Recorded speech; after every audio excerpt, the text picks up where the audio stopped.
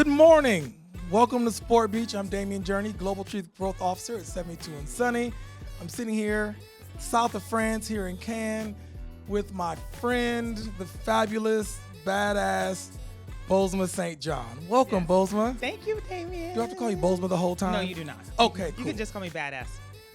Oh, badass is a good way. I can go that way then. All right. I don't think you can say go for Boz. Boz but is fine. Boz okay, is fine. whatever you want. I'm here for it. Okay. So first of all, thanks for Yes. being here. That was my pleasure. You have so an excited. incredibly busy schedule. That's You're right. a woman in high demand. That's correct also. And I'm happy that you've chosen to spend just a wee bit of time with us. I'm very glad to be We here. This appreciate is it. such a dope space. It might be the best space on the Croisette Ooh. in Cannes.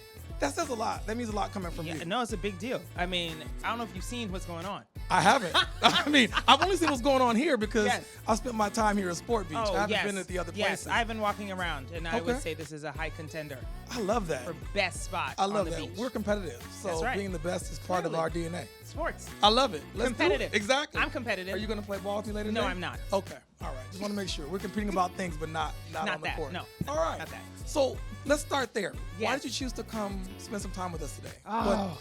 Well, okay, so here's the thing. I think that, as marketers, sometimes we think about the business of what we do, and all we think about is strategy and data points and how to get to the consumer fastest, regardless of the type of product that we're selling. We forget the part that pop culture is actually what drives all of those things. Say and it. anything. Yeah. And so whether you're talking about fashion or music or food or sports, it is the way to connect best Yeah. with our customers, our consumers, our audiences. And so I don't know that you can actually be a viably credible marketer without understanding what's happening in sport. Wow. See, I love that. Now, the interesting part about that is one of the insights for Sport Beach was that exact thing. It's the thing that connects people. Yes. Whether you are a sports fan or a sports player in some that's part right. of your life, or whether you're a marketer who simply utilizes sports as a way to connect with consumers. That's right. Everybody on this here Croisette Yes. is connected to sport in some way. On this here On this Croisette. here Croisette is connected to sport in some way. Yes. And it seems like this will be a place that could bring people together. And what Yes. we've proven over the last couple of years is that, in like 2 years, this Mm-hmm. is year 2, that people are flocking to this thing Yeah. in a way that we'd hoped but weren't sure of. And Yeah. it just proves out the theory. Yes, and I think that also sport is the type of environment that elevates everyone. You know, it's Yeah. like whether you are watching it or you're playing it, you are elevating in a way because you want to be the best. Yes. Right? You Yeah. want to win. Yeah, you want And your team to win. You feel like right. you're better because they That's did a good correct. thing. And Yeah. so it brings out the competitor in all of us, which is actually a great thing. Yeah. You know, sometimes we can look at competitive personalities or competitive situations and think, oh, but shouldn't everyone get a trophy? And yes, everyone should get a trophy, but there has to be a biggest trophy. Yeah, there should be a bigger trophy. There has to be. So speaking of bigger trophies, you had a lot of big trophies in your life. That's right. You Tell 'em. have been CMO of Uber, and Yes. you were CMO at Netflix. and you were like Apple Music. Apple Music. Should I just go ahead and do my Give me own? because like I can't do it justice. I know it's like so many of the world's best brands have had Yes. you as their marketing leader. Yes. Give us a list, and Thank then you. tell us about how you got to those places because you Yeah. didn't start as a CMO. Right, that's true. I started as Spike Lee's assistant back in the day. And we know that he's one of the greatest creators, filmmakers, storytellers of our time, and an avid sports fan. I had the distinct You honor know and that. pleasure Yes. of interviewing him on Sport Beach stage last year Amazing. as the final main stage talk. It was an honor of my life. Yes, Absolutely. but that's the thing is that think about what he has done in his career. Totally. Elevated, past the expectations that were set for him, yet we also know him as a sports fan. Exactly. He's a sports Right? fan. He elevated Brand Jordan to the Oh. stratosphere that it's in Oh, now. yeah. And he also made movies that have changed lives That's throughout what his I'm career. talking about. Yes. Yeah, totally. And then just sitting courtside at the Knicks games. Going crazy. Look, that's how we know him. Exactly. That's how we know him. That's how we have fallen in love with him. Yeah. And not necessarily just his work, right? That's right. So started with Spike, then I left and went to PepsiCo, where I eventually ran music and entertainment marketing. culminating Yes. in the deal with the NFL for the Super Bowl halftime show. My first artist was Beyonce on that stage. Not a bad choice for Followed by first Bruno shot. Mars, followed by Katy Perry, followed by Lady Gaga. And then I left and went to Beats Music. Okay. Of course, the history that Beats by Dre has in sports. Yep.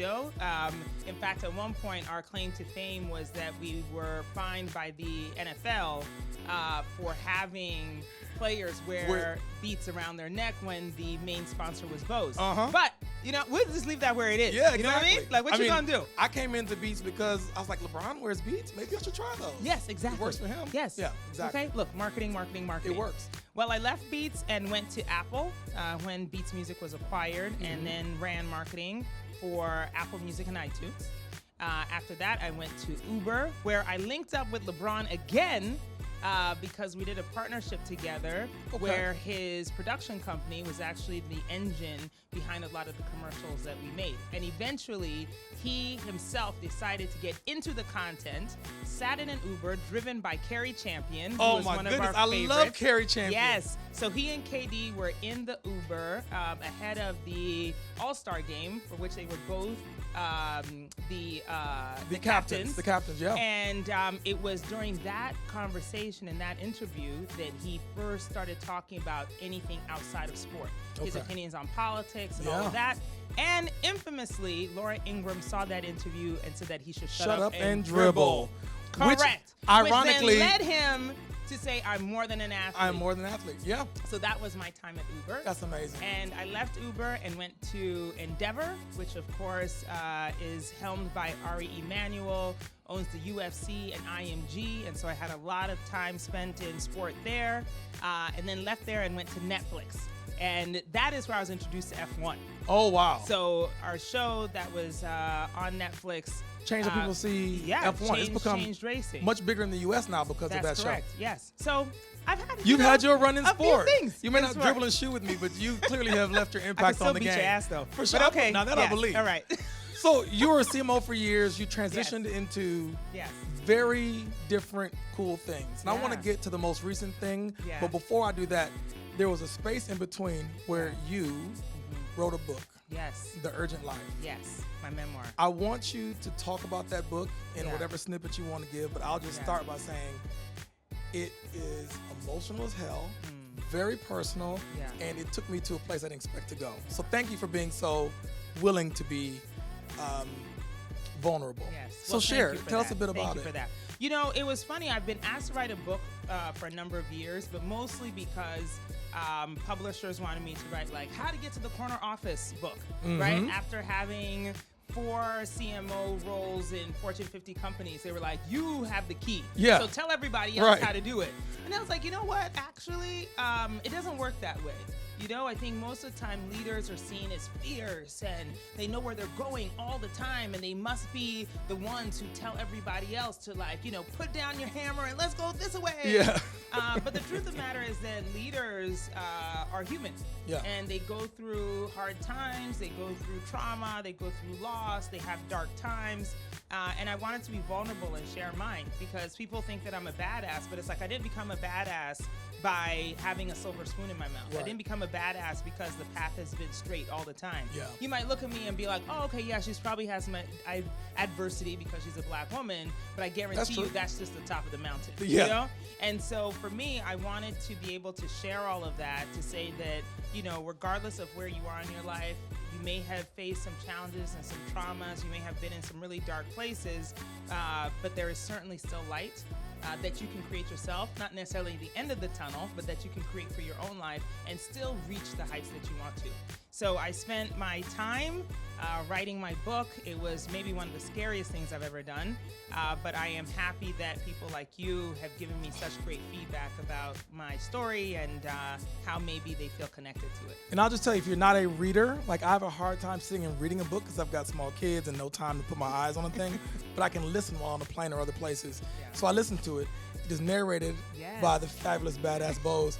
And so to hear your words through your own voice really put it in a different place. And so it was magical. Feel free to check it out. You'll love it.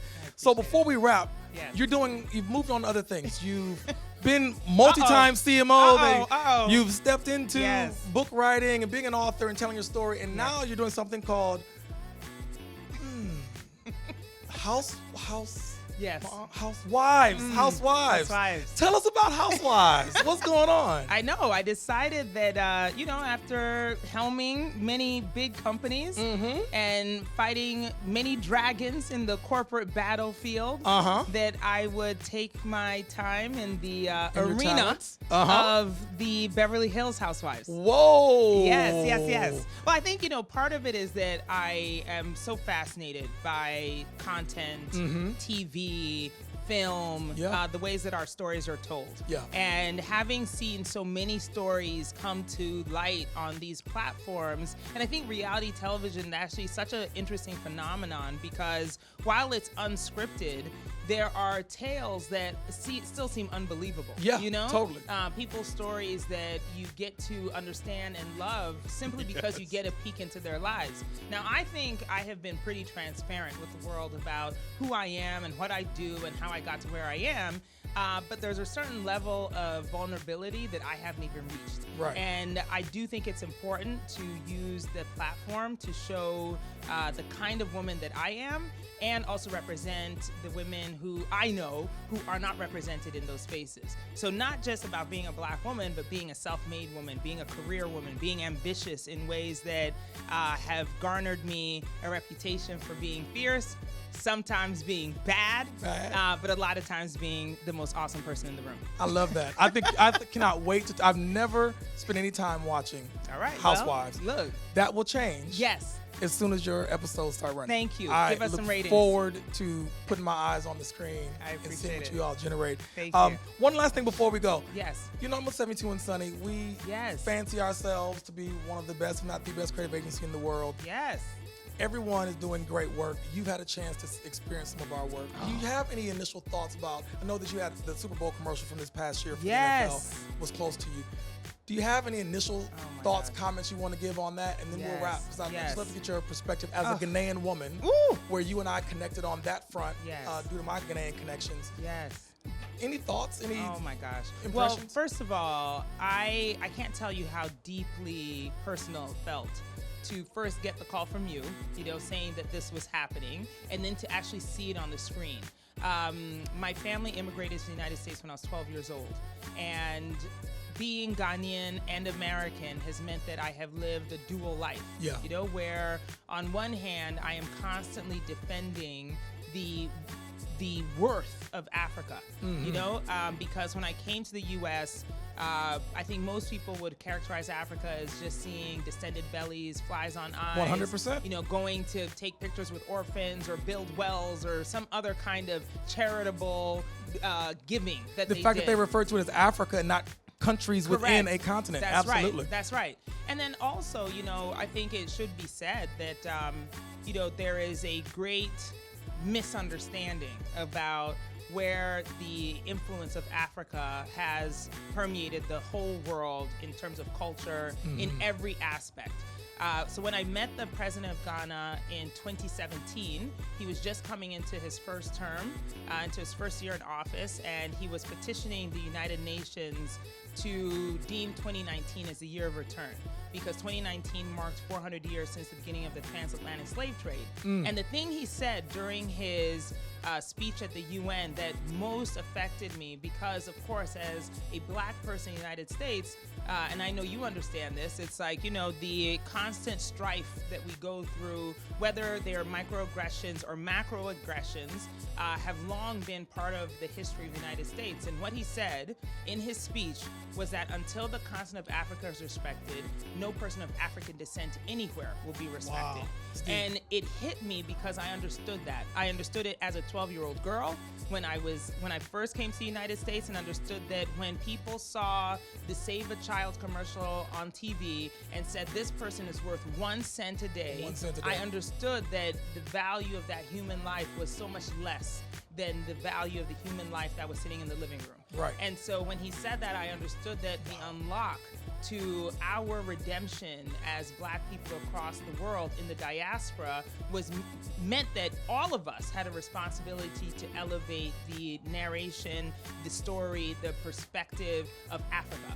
And so that's why when I saw the commercial that 72 and Sunny created, the campaign behind it, I was so proud because it was the first time that I had seen the elevation of not just the idea of Africa being a place where somebody would want to go and someone would want to be able to recruit from and see the value of the people, but it was also the first time I heard my own language on national television in the United States of America. And that, I cannot tell you how powerful it was. Well, we want to throw our hands in the air and thank the National Football League for having the foresight and vision, Tim Ellis and Marissa Solis and all the others, Roger Goodell and the group, for having being bold enough and courageous enough to take that step and use their platform to allow that message to be shared. I think it was brilliant. We were happy to be a part of it. It warmed our heart, and it does even today. Well, I got a football out of it with my name on it. You did. And I appreciate you. For you, thank friend. you. Thank you. Compliments of our friends Wilson. Yes. They're like, for sure we'll do it. Oh my gosh. Thank you, Wilson. Awesome. Well, listen, we've had a wonderful time being here today here at Stagwell Sport Beach. We really appreciate you all for tuning in. Tune into our socials. You'll see much more, this interview and others, and just come back and enjoy the experience if you can. Thanks so much. Have a great day. Yay. Thank you. Thank you. Appreciate it.